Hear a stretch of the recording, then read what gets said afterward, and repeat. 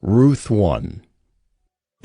In the days when the judges ruled, there was a famine in the land, and a man of Bethlehem in Judah went to sojourn in the country of Moab, he and his wife and his 2 sons. The name of the man was Elimelech, and the name of his wife Naomi, and the names of his 2 sons were Mahlon and Chilion. They were Ephrathites from Bethlehem in Judah. They went into the country of Moab and remained there. But Elimelech, the husband of Naomi, died, and she was left with her 2 sons. These took Moabite wives. The name of the one was Orpah, and the name of the other Ruth. They lived there about 10 years, and both Mahlon and Chilion died, so that the woman was left without her 2 sons and her husband. Then she arose with her daughters-in-law to return from the country of Moab, for she had heard in the fields of Moab that the Lord had visited his people and given them food. So she set out from the place where she was with her 2 daughters-in-law, and they went on the way to return to the land of Judah. But Naomi said to her 2 daughters-in-law, "Go, return each of you to her mother's house. May the Lord deal kindly with you as you have dealt with the dead and with me. The Lord grant that you may find rest, each of you, in the house of her husband." Then she kissed them, and they lifted up their voices and wept, and they said to her, "No, we will return with you to your people." But Naomi said, "Turn back, my daughters. Why will you go with me?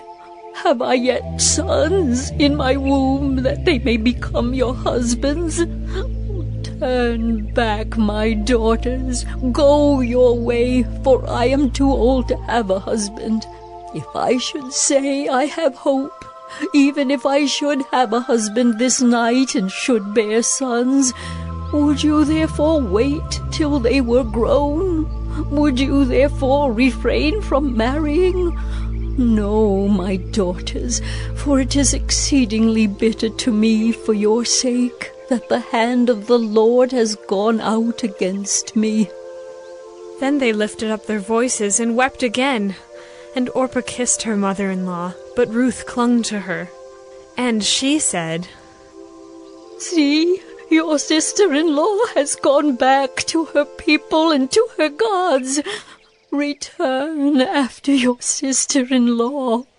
But Ruth said, "Do not urge me to leave you, or to return from following you. For where you go, I will go, and where you lodge, I will lodge. Your people shall be my people, and your God my God. Where you die, I will die, and there will I be buried. May the Lord do so to me, and more also, if anything but death parts me from you." And when Naomi saw that she was determined to go with her, she said no more. So the 2 of them went on until they came to Bethlehem. And when they came to Bethlehem, the whole town was stirred because of them. And the women said, "Is this Naomi?" She said to them, "Do not call me Naomi. Call me Mara, for the Almighty has dealt very bitterly with me. I went away full, and the Lord has brought me back empty. Why call me Naomi when the Lord has testified against me, and the Almighty has brought calamity upon me?" So Naomi returned, and Ruth the Moabite, her daughter-in-law, with her, who returned from the country of Moab. And they came to Bethlehem at the beginning of barley harvest. Ruth II. Now Naomi had a relative of her husband's, a worthy man of the clan of Elimelech, whose name was Boaz. And Ruth the Moabite said to Naomi, "Let me go to the field and glean among the ears of grain after him in whose sight I shall find favor." And she said to her, "Go, my daughter." So she set out and went and gleaned in the field after the reapers. And she happened to come to the part of the field belonging to Boaz, who was of the clan of Elimelech. And behold, Boaz came from Bethlehem, and he said to the reapers, "The Lord be with you." And they answered, "The Lord bless you." Then Boaz said to his young man who was in charge of the reapers, "Whose young woman is this?" And the servant who was in charge of the reapers answered, She is the young Moabite woman who came back with Naomi from the country of Moab. She said, Please let me glean and gather among the sheaves after the reapers. So she came, and she has continued from early morning until now, except for a short rest. Then Boaz said to Ruth, Now listen, my daughter. Do not go to glean in another field or leave this one, but keep close to my young women. Let your eyes be on the field that they are reaping, and go after them. Have I not charged the young men not to touch you? And when you are thirsty, go to the vessels, and drink what the young men have drawn. Then she fell on her face, bowing to the ground, and said to him, Why have I found favor in your eyes, that you should take notice of me, since I am a foreigner? But Boaz answered her, All that you have done for your mother-in-law since the death of your husband has been fully told to me, and how you left your father and mother and your native land, and came to a people that you did not know before. The Lord repay you for what you have done, and a full reward be given you by the Lord, the God of Israel, under whose wings you have come to take refuge. Then she said, I have found favor in your eyes, my lord, for you have comforted me, and spoken kindly to your servant, though I am not one of your servants. And at mealtime Boaz said to her, Come here, and eat some bread, and dip your morsel in the wine. So she sat beside the reapers, and he passed to her roasted grain.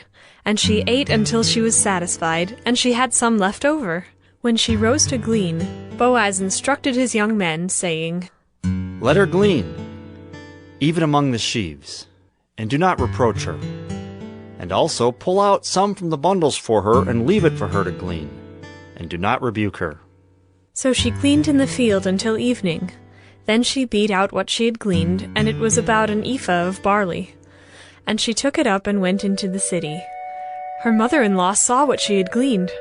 She also brought out and gave her what food she had left over after being satisfied. And her mother-in-law said to her, Where did you glean today, and where have you worked? Blessed be the man who took notice of you.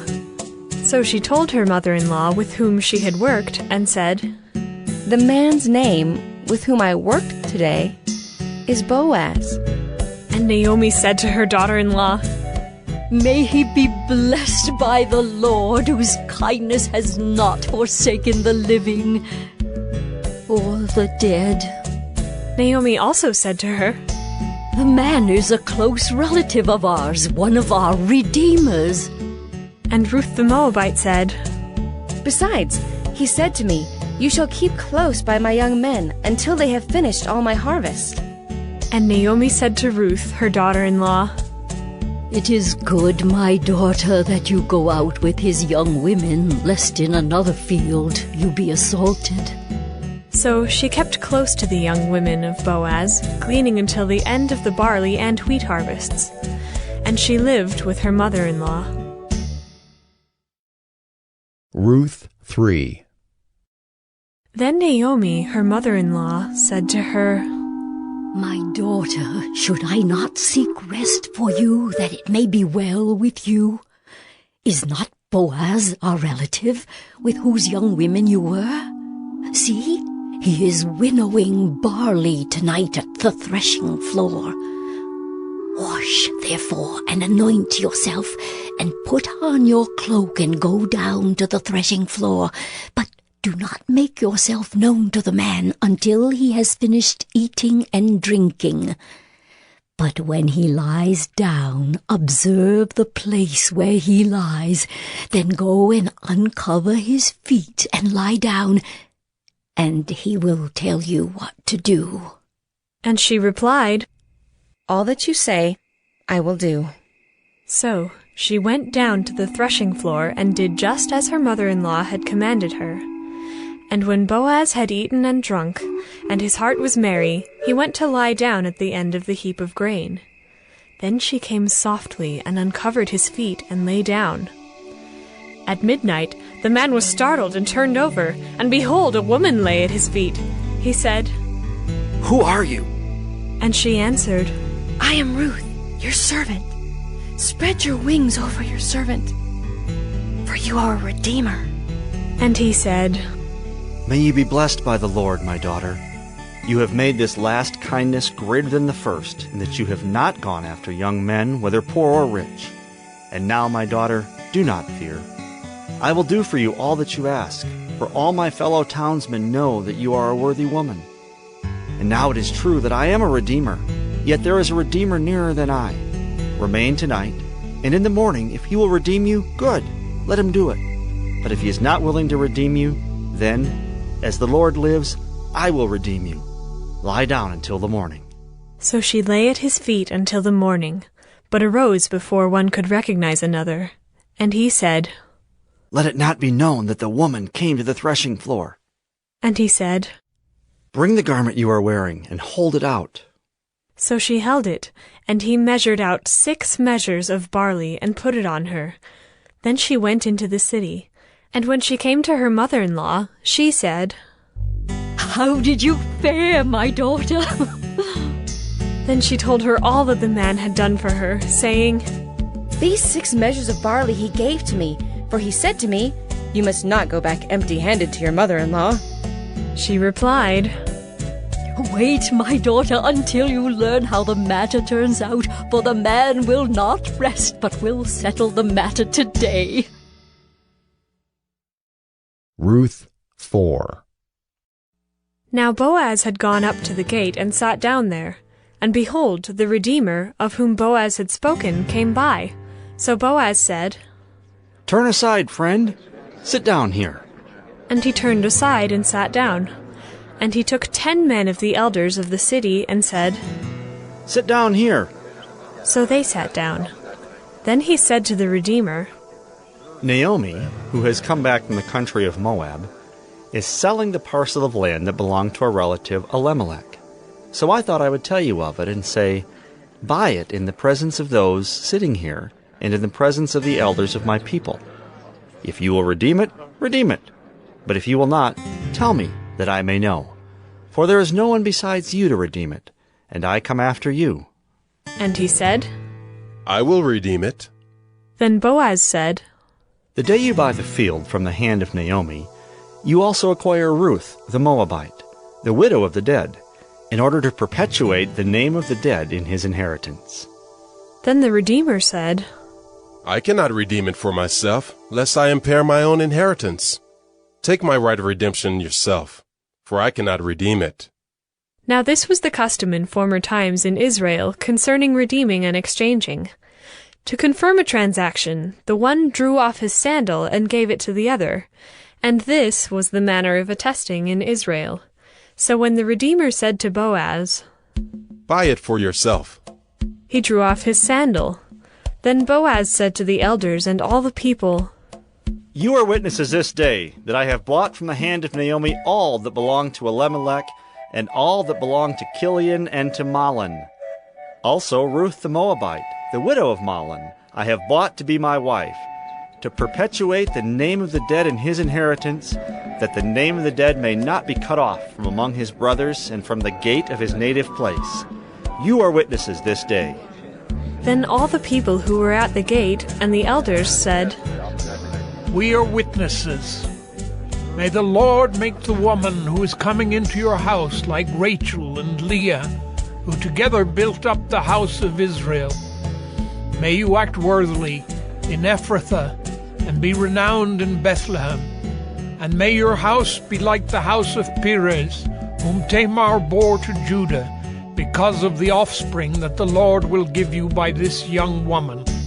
So Boaz took Ruth, and she became his wife. And he went in to her, and the Lord gave her conception, and she bore a son. Then the women said to Naomi, Blessed be the Lord, who has not left you this day without a redeemer, and may his name be renowned in Israel. He shall be to you a restorer of life, and a nourisher of your old age. For your daughter-in-law, who loves you, who is more to you than 7 sons, has given birth to him. Then Naomi took the child and laid him on her lap, and became his nurse.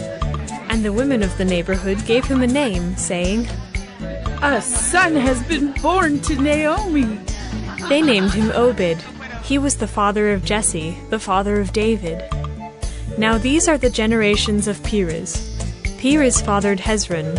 Hezron fathered Ram. Ram fathered Amminadab. Amminadab fathered Nahshon. Nahshon fathered Salmon. Salmon fathered Boaz. Boaz fathered Obed. Obed fathered Jesse. And Jesse fathered David.